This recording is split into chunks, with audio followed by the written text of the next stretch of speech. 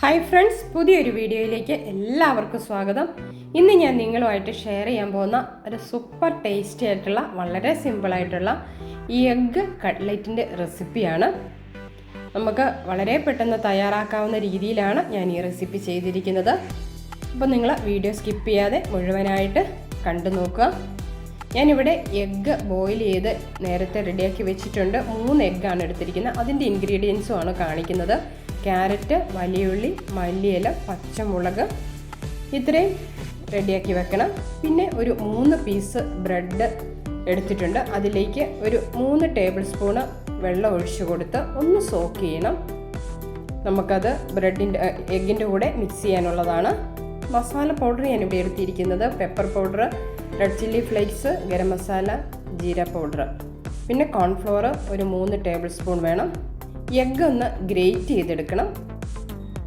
ഇതുപോലെ നല്ല ഫൈനായിട്ട് ഗ്രേറ്റ് ചെയ്തെടുത്ത് ബ്രെഡിനകത്തേക്ക് നമ്മൾ എടുത്ത് വച്ചിരിക്കുന്ന ഇൻഗ്രീഡിയൻസ് എല്ലാം തന്നെ ചേർത്ത് മിക്സ് ചെയ്തെടുക്കണം.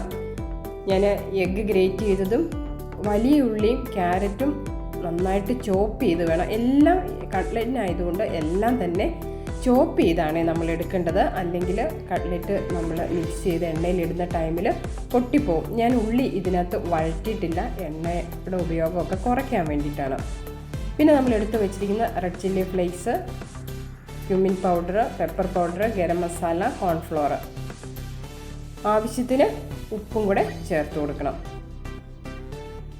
എല്ലാം കൂടെ ചേർത്ത് നന്നായിട്ട് മിക്സ് ചെയ്ത് റെഡിയാക്കണം. നമുക്ക് വാട്ടർ കണ്ടൻറ്റ് കൂടുതൽ പോലെ തോന്നുവാണെങ്കിൽ ഒരു ബ്രെഡിൻ്റെ പീസും കൂടെ ഇട്ട് കൊടുത്താൽ മതി.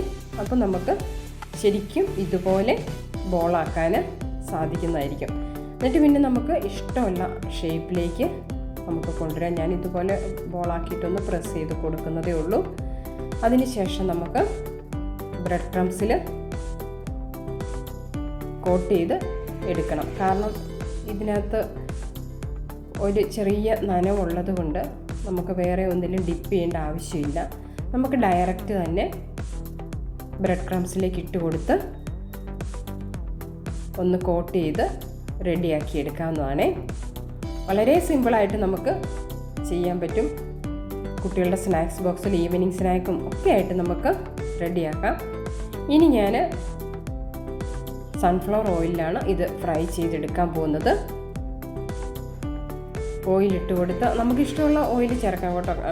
കോക്കനട്ട് ഓയിലാണെങ്കിലും മതി. ഞാൻ സൺഫ്ലവർ ഓയിലാണ് ഇവിടെ എടുത്തിരിക്കുന്നത്. അതിനകത്തേക്ക് ഓരോന്ന് ഇട്ട് കൊടുത്ത് 2 സൈഡും തിരിച്ചും മറിച്ചുമൊക്കെ ഇട്ട് കൊടുത്ത് റെഡിയാക്കി എടുക്കണം.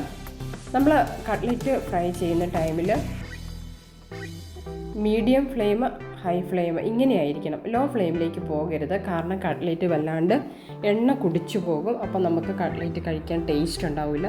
മീഡിയം ഹൈ ഫ്ലെയിം ഇങ്ങനെ വേണം നമ്മളിട്ട് ഫ്രൈ ചെയ്ത് എടുക്കാൻ. ഇപ്പോൾ ഇവിടെ നമ്മുടെ കട്ട്ലറ്റ് എല്ലാം റെഡി ആയിട്ടുണ്ട്. നമുക്കിത് എണ്ണയിൽ നിന്ന് കോരിയെടുക്കാം. വളരെ സിമ്പിളായിട്ട് ചെയ്യാൻ പറ്റുന്ന, ഗസ്റ്റിന് കൊടുക്കാനാണെങ്കിലും നമുക്ക് 4 മണി പലഹാരത്തിനാണെങ്കിലും ഒക്കെ വളരെ ഈസി ആയിട്ട് ഉണ്ടാക്കി നോക്കാൻ പറ്റുന്ന ഒരു റെസിപ്പിയാണ്. നിങ്ങളെല്ലാവരും ഈ റെസിപ്പി ഒന്ന് ട്രൈ ചെയ്ത് നോക്കിയതിന് ശേഷം നിങ്ങളുടെ അഭിപ്രായങ്ങൾ അറിയിക്കുക. നിങ്ങൾക്ക് ഇഷ്ടപ്പെട്ടെങ്കിൽ നിങ്ങളുടെ പ്രിയപ്പെട്ടവർക്ക് ഒന്ന് ഷെയർ ചെയ്യുക. പിന്നെ ആദ്യമായിട്ട് വീഡിയോ കാണുന്നവർ ഒന്ന് സബ്സ്ക്രൈബ് ചെയ്തേക്കുക. അപ്പോൾ പുതിയൊരു വീഡിയോ ആയിട്ട് നമുക്ക് വീണ്ടും കാണാം. എല്ലാവർക്കും നല്ലൊരു ദിവസം ആശംസിക്കുന്നു. Thank you.